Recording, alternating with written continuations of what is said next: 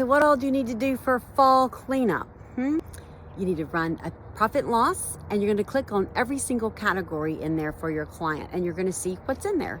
Does it make sense that it's in there? Is it in the wrong place?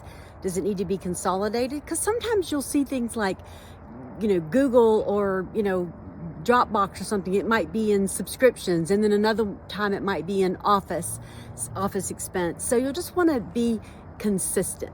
Really, they need to be in the same place. So you're going to click on it and you're going to see, hey, do we have a Dropbox for January, February, March, April, May, June, July, all the way through the current month?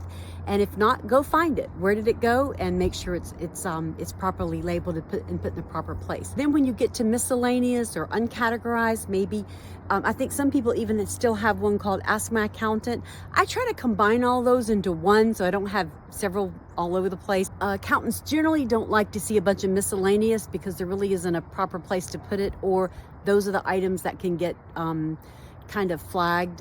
What are you putting all this in miscellaneous for? If it doesn't fit in any other categories, then what is it? So we like to try to categorize everything into those tax mapping categories as best we can. So you're going to go through all of that, and then you're going to send a client a list of all the things that are still uncategorized. You have probably sent it 3 times already, but you're going to send it one more time. Then you're going to go to your contractors, and you're going to make sure you have those 1099s for all the contractors. By now, by end of fall, you should be able to see who's coming up to $600 or who's already met that threshold, and then you can go ahead and make sure you've got the 1099 and send those out. That's very, very important if for some reason you haven't been able to keep up with it for the year, or you just inherited a file and have just now gotten it cleaned up and you're like, yes, I need to get on those 1099s.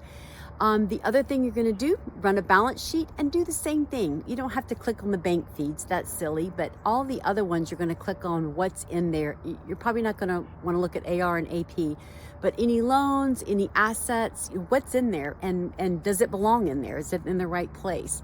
Then you're going to look and see, does the balance sheet look correct? Did the client purchase any assets this year that maybe we missed, that maybe need to be on the balance sheet?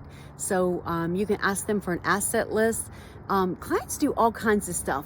So my suggestion is just to ask, hey, did you purchase any assets that I might not be aware of, or dispose of any assets? That's really a good one too.